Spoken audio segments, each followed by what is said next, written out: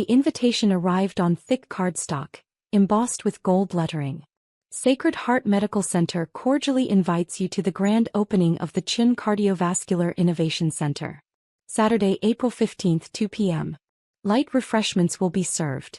I held it in my hands, running my thumb over the raised letters of my own name. My name. On a building that would save thousands of lives over the coming decades. My phone rang. "Jennifer, darling, I have the most wonderful news," she said before I could even say hello. "My garden club is getting a private tour of that new heart center at Sacred Heart.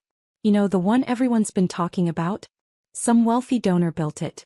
April 15th at 2 o'clock. I looked down at the invitation in my hand. "That's nice, Mom. I was thinking maybe you could join us.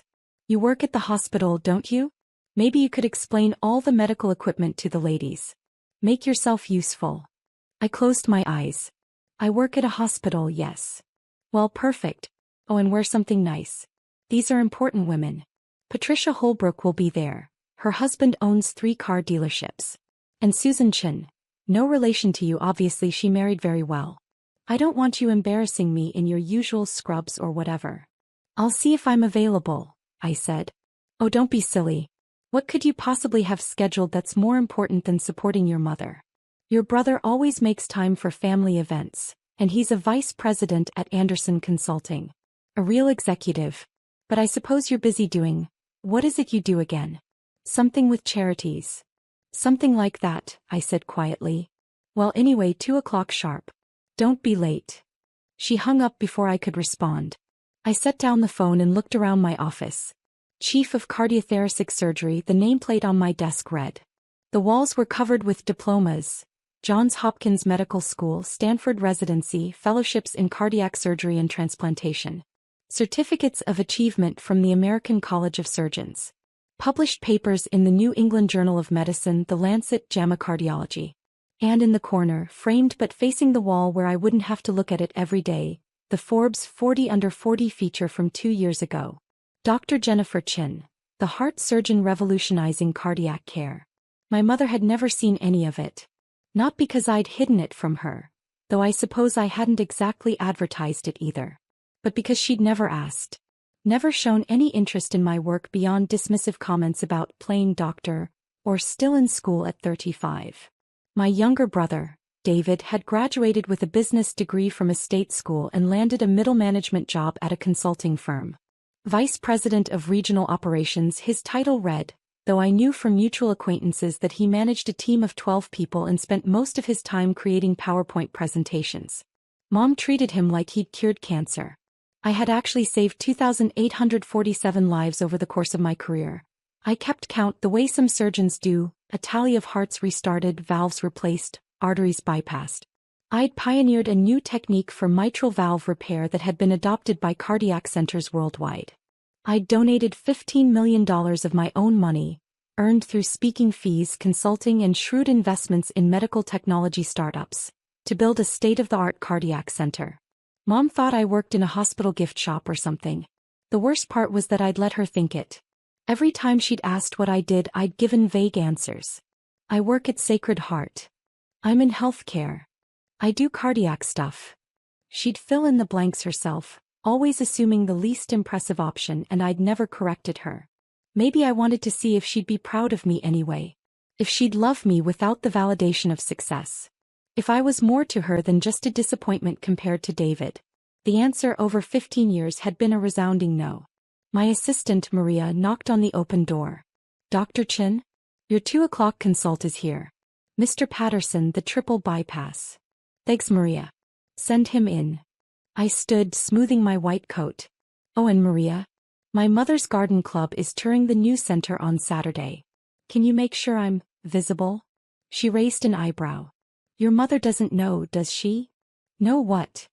"That you're Dr. Jennifer Chin. The Dr. Jennifer Chin." She gestured around the office. "Chief of Surgery. Major donor. The woman whose name is literally on the building." "It's never come up," I said. "How has it never come up?" "She's never asked the right questions." Maria shook her head, smiling slightly. "This should be interesting. Want me to alert Dr. Morrison? He loves dramatic revelations." Dr. Richard Morrison was the hospital's director, a silver-haired administrator who'd been thrilled when I'd agreed to donate enough money to build a world-class cardiac center. He'd wanted to name it after me and I'd agreed, thinking it might finally make my parents take notice. They'd never mentioned it. Not once. Yes, I said. Alert Richard. Tell him I want to be there for the tour. In my full capacity. Oh, this is going to be good, Maria said, grinning. I'll make popcorn. Saturday arrived bright and clear. I dressed carefully that morning, not in scrubs as Mom had feared, but in a tailored navy suit with a white blouse. Professional. Powerful. I wore my hospital ID badge on a lanyard, the words Chief of Cardiothoracic Surgery clearly visible. I'd scheduled a surgery that morning, a complex aortic valve replacement on a 62-year-old grandmother. 4 hours in the OR, every minute requiring absolute focus and precision. By 1:30 I was closing, confident that Mrs. Rodriguez would be dancing at her granddaughter's quinceañera in 6 months. Beautiful work, Dr. Chin, my surgical resident said as we finished. Thank you, Dr. Patel.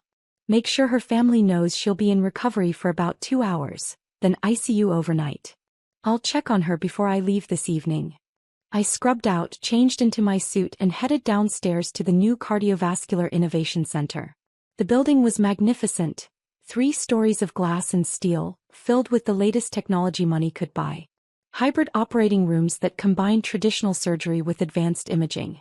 A cardiac catheterization lab with real-time 3D mapping. Recovery suites that looked more like luxury hotel rooms than hospital spaces.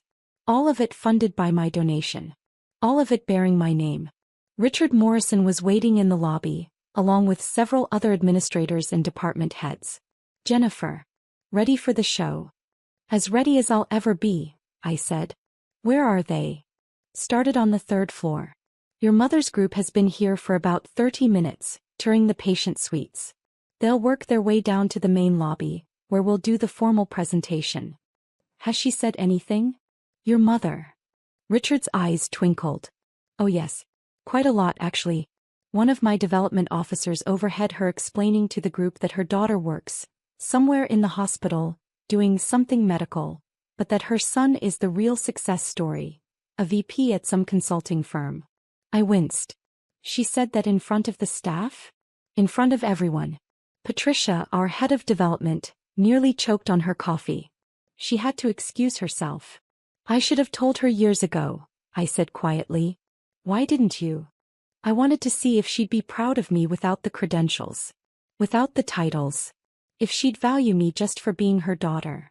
Richard's expression softened. And now I know. Voices echoed from the 2nd floor atrium. The garden club was descending the main staircase. A group of well-dressed women in their 60s, oohing and awing over the architecture. My mother was in the center, wearing a cream-colored suit and pearls, holding court like a queen. I recognized a few faces from childhood. Mrs. Holbrook, who'd always been kind to me. Mrs. Chin, no relation, who'd married a tech executive and never let anyone forget it. Susan Martinez, who'd gone to high school with my mother and somehow still tolerated her. The cardiac suites are just magnificent, Mom was saying. Of course, I don't understand all the medical equipment, but I'm sure it's very advanced. My daughter works here, you know. She could probably explain it all, but she's terribly busy. Always working. No time for a personal life, unfortunately. What does she do here? Mrs. Holbrook asked. Mom waved her hand vaguely. Oh, something with hearts. Charity work, I think. She's always been very giving, very compassionate. Not ambitious like her brother, but sweet. David, that's my son, he's a vice president at Anderson Consulting. Very important position. He's actually considering several executive opportunities at Fortune 500 companies. I felt Richard tense beside me. Shall I? He whispered. Not yet, I said. Let her finish. The group reached the main floor and turned down the central corridor. The walls were lined with donor recognition plaques. Smaller contributions of $10,000, $25,000, $50,000. The women stopped to read names, commenting on mutual acquaintances. Then they reached the end of the corridor. The wall opened up into a grand atrium, sunlight streaming through floor-to-ceiling windows. And there, carved into the marble wall in letters 2 feet high, Chin Cardiovascular Innovation Center. Below it, a bronze plaque, dedicated with gratitude to Dr. Jennifer Chin, whose vision, expertise, and generosity made this facility possible. Her donation of $15 million and leadership as Chief of Cardiothoracic Surgery ensure Sacred Heart remains at the forefront of cardiac care. The women stopped. Read the plaque again. Mrs. Chin, no relation, spoke first. Diane, is this your daughter? My mother laughed. Actually laughed. Jennifer? Oh, of course not. She doesn't have that kind of money. This must be another Dr. Chin. Common name.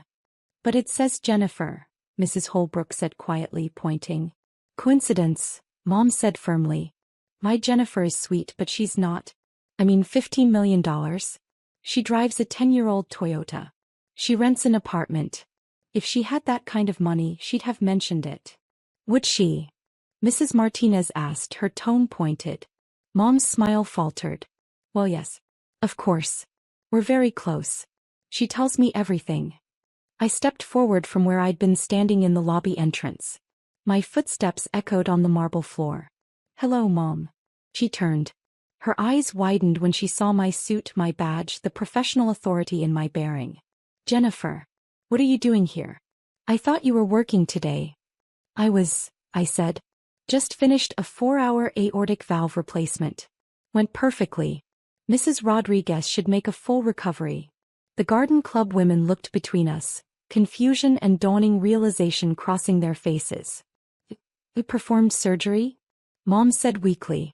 I'm a cardiac surgeon, I said simply. Chief of Cardiothoracic Surgery, actually.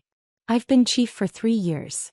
Richard Morrison stepped forward, extending his hand to my mother. Mrs. Chin, I'm Dr. Richard Morrison, hospital director. You must be so proud of your daughter. She's one of the most accomplished cardiac surgeons in the country. We're honored to have her here at Sacred Heart. Mom shook his hand automatically, her expression blank. Yes. Of course. And this generous donation, Richard continued, gesturing to the plaque. $15 million to build this center. Combined with Dr. Chen's surgical expertise and her innovations in minimally invasive cardiac procedures, Sacred Heart is now a destination hospital for cardiac care. Patients come from across the country to be treated by your daughter. 15 million, Mom repeated faintly. The plaque doesn't mention her other contributions, Richard said, warming to his subject. He was enjoying this, I realized. Dr. Chin also funded our Cardiac Research Fellowship program. Another 5 million. She's on the board of directors. She's published 47 papers in peer-reviewed journals. She's trained over 60 cardiac surgeons, many of whom now lead programs at other major hospitals. Mrs. Holbrook beamed. Diane, this is wonderful. Why didn't you tell us your daughter was Dr. Jennifer Chin? I read about her in the newspaper.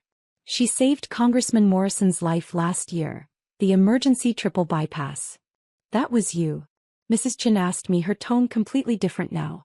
Respectful. Impressed. Yes, I said simply. And the new pediatric cardiac program? Mrs. Martinez added. The one that's been in the news? That saves babies with congenital heart defects. Dr. Chin founded that program, Richard said. She performs the surgeries herself. 17 successful infant cardiac repairs this year alone. 0 mortality rate.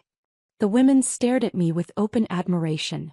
My mother stared at me like she'd never seen me before. I don't understand, Mom said, her voice barely above a whisper. Why didn't you tell me? I did tell you, I said gently. You asked what I did and I said I worked at Sacred Heart. You asked what kind of work and I said cardiac surgery. He just assumed it was something small. Something unimportant.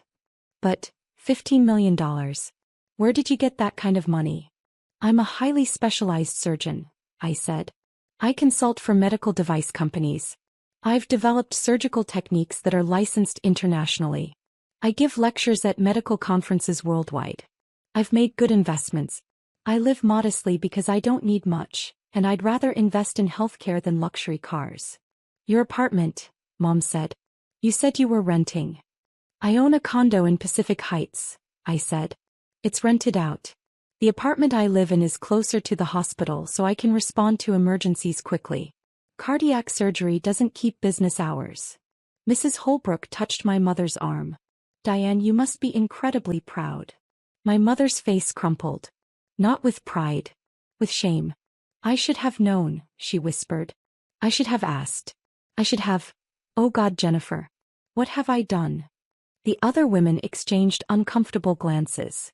This had gone from a pleasant tour to a family drama very quickly. Richard, bless him, smoothly intervened. Ladies, if you'll follow me, I'd like to show you our hybrid operating room. It's one of only 12 in the country with this particular imaging technology. Dr. Chen, would you do the honors? I led them through the center, explaining the technology in terms they could understand. Showing them the operating rooms where I'd performed over 2,800 successful surgeries. The ICU where my patients recovered under the watchful care of nurses I'd personally trained. The research labs where we were developing new treatments for heart disease. My mother didn't say a word. She just followed, her face pale, her usual confidence completely shattered.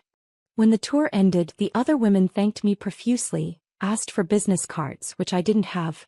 Maria would get some calls on Monday though, and promised to spread the word about Sacred Heart's incredible cardiac program. Only my mother remained in the lobby as the others headed to their cars. Jennifer, she said. Can we talk? I have to check on Mrs. Rodriguez, I said. By post-op patient. Please. Just 5 minutes.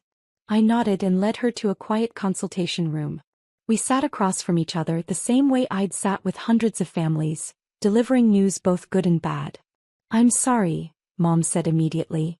I'm so sorry. I didn't know. I should have known, but I didn't know. You didn't want to know, I said quietly. Every time I tried to tell you about my work, you changed the subject. You'd ask one question and then start talking about David's latest promotion or achievement. You made assumptions about my life and never bothered to verify them. I was wrong, she said, tears streaming down her face now. I was so wrong. I thought because you weren't like David, because you weren't loud and confident and always talking about your success, that you must not be successful. I thought quiet meant failing.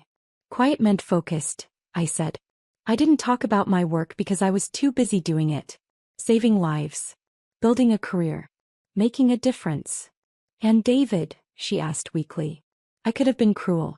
I could have told her that David's vice presidency was a middle management position, that his team was small, that his salary was less than my malpractice insurance premium. But I didn't. David is successful too, I said. In his own way. He's good at his job. But you built him into something he's not because you needed one of your children to be impressive. You needed someone to brag about to your friends. That's not fair, she protested weakly. Isn't it? How many times have you introduced David as a VP?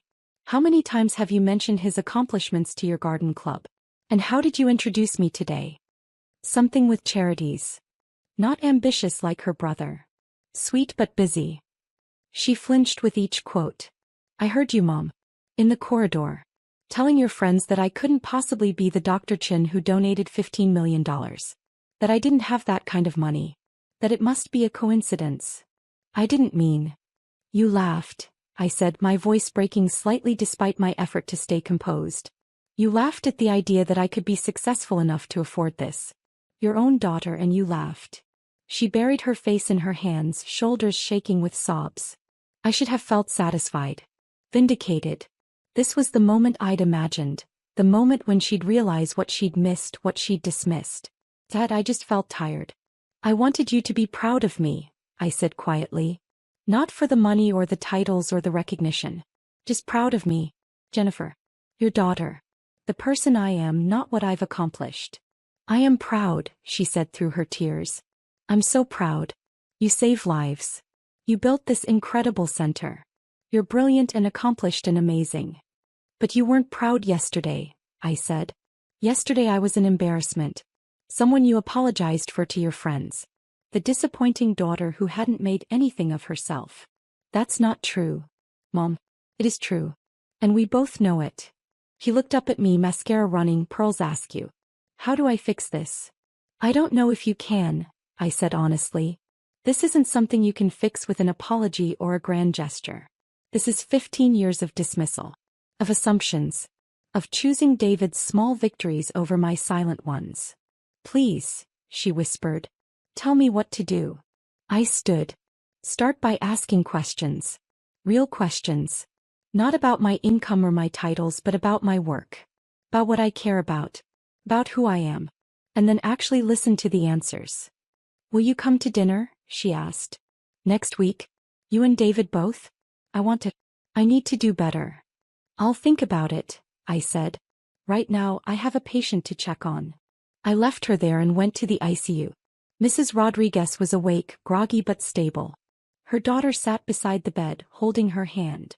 Dr. Chin, the daughter said, standing. Thank you. Thank you so much. The nurse said the surgery went perfectly. It did, I assured her. Your mother's heart is strong. She'll be home in a few days. We were so scared, the daughter said. But everyone here, they all said you were the best. That if anyone could save her, it was you. I smiled. She saved herself by coming in when she did. I just helped her heart along. As I left the ICU, Maria caught up with me. How did it go with your mom? About as well as could be expected, I said. Is there anything urgent? 3 consults for Monday. 2 potential surgical candidates. And someone from Forbes called. They want to do a follow-up feature on the new cardiac center. Have them call Richard, I said. He loves that stuff. Will do. And Dr. Chin? For what it's worth, your mom's garden club friends have been calling all afternoon. Apparently the word is spreading. You're going to be the talk of the Pacific Heights social circuit. Great, I said dryly. Just what I always wanted. But Maria smiled. Maybe now your mom will stop introducing you as something with charities. Maybe, I said. That evening I sat in my small apartment near the hospital looking out at the city lights. My phone buzzed with text. David, Mom called me crying. What happened? Me, she found out what I actually do for a living. David, which is? I sent him a link to the Sacred Heart website, specifically the page about the Chin Cardiovascular Innovation Center. 3 dots appeared. Disappeared. Appeared again. David, holy shit. You're that Dr. Chin? The one everyone's been talking about? Me, yes. David, why didn't you tell us? Me, I tried. You weren't listening. More dots. Then, David, I'm sorry. I had no idea. I thought you were like a nurse or something. Maybe a physician's assistant. Me, I know what you thought. David, for what it's worth, this is incredible. What you've built. What you've accomplished. I'm really proud of you, sis. I stared at the message. Was he proud? Or was he just recalibrating now that he knew I was more successful than him? Me, thanks. How's Anderson? David, good. Busy. Nothing like saving lives, obviously. That's amazing what you do. Me, you do good work too. David, yeah, but I'm not you. The next text came 5 minutes later. David, Mom wants to have dinner. Both of us. Next Saturday. Will you come? Me, I'll think about it. I didn't commit. I wasn't ready. Part of me wanted to punish them, to let them sit with the discomfort of realizing they'd dismissed me for 15 years. Part of me wanted to be the bigger person to forgive and move forward. Mostly I was just exhausted. On Monday the hospital was buzzing. Apparently my mother's garden club had spread the word, and suddenly everyone in San Francisco society knew that Dr. Jennifer Chin, the cardiac surgeon they'd read about in the news, was Diane Chen's daughter. The daughter Diane had never mentioned. The daughter she'd dismissed as working somewhere in healthcare. My phone rang throughout the day. Old family friends calling to congratulate me. Distant relatives who suddenly remembered I existed. People Mom knew from church, from her book club, from tennis. I let most of them go to voicemail. Wednesday evening Mom showed up at the hospital. Maria buzzed me from the lobby. Dr. Chin? Your mother is here. She doesn't have an appointment, but she says it's important. I closed my eyes. Sent her up to my office. She arrived 5 minutes later carrying a small box. She looked older somehow, more fragile than she'd seemed on Saturday. Thank you for seeing me, she said quietly. I have 15 minutes before my next consult, I said.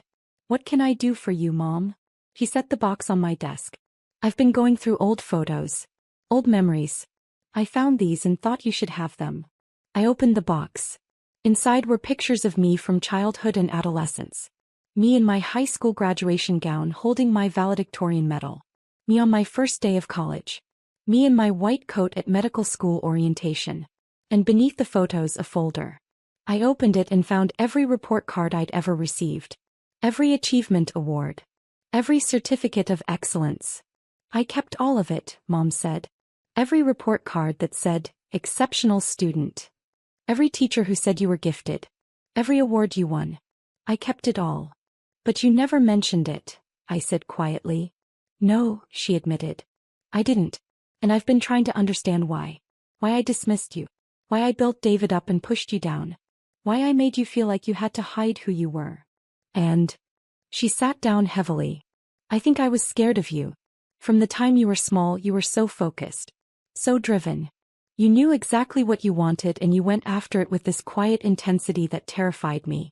David was easy, he wanted approval so I gave it to him. He wanted attention so I lavished it on him. He needed me. And I didn't? I asked. You didn't seem to. You were always so independent. So self-sufficient. I thought you didn't need me so I focused on David instead. And over the years it became this pattern. This narrative. David was my success story. You were, I don't even know. The mysterious one. The quiet one. The disappointing one, I said. She flinched. Yes. And I'm so sorry.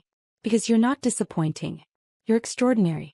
You're everything a mother could hope for and I was too blind to see it. Why now? I asked. Why are you telling me this now? Because I realized something on Saturday, she said. When I was standing in that lobby reading your name on that wall. I realized that I don't know you. My own daughter, and I don't know what makes you happy or what you dream about or what you're afraid of. I know the surface. You're a surgeon, you save lives, you're brilliant. But I don't know you.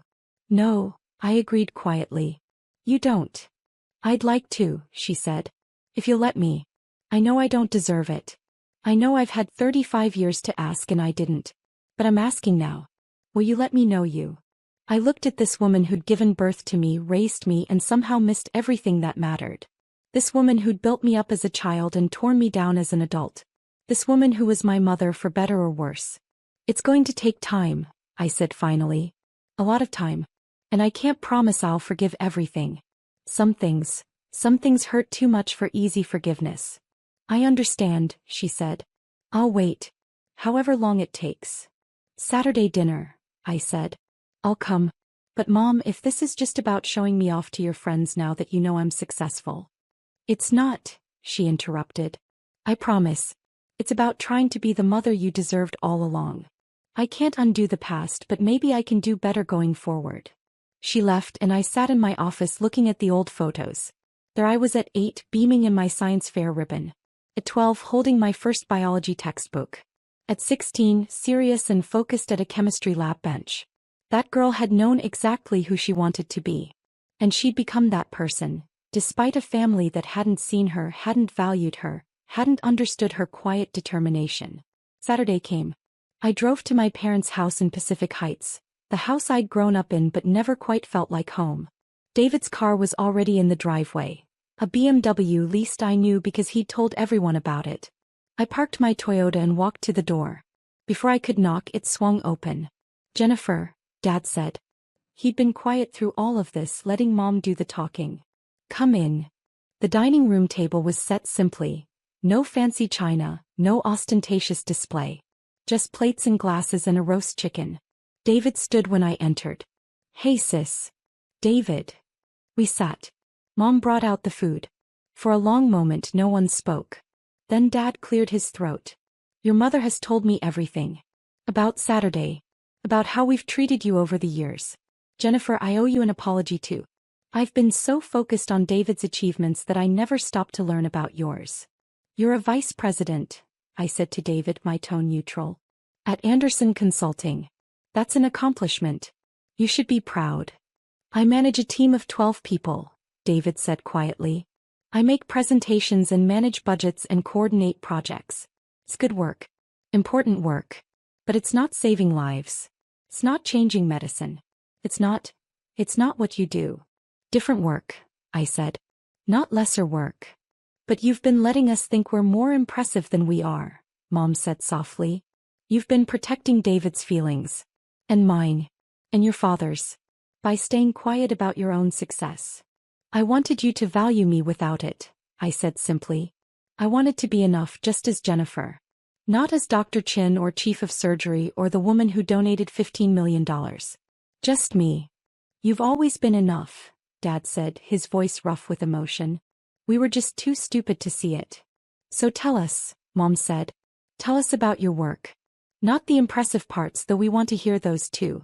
But tell us about what you love. What makes you passionate? What gets you up in the morning? I looked around the table.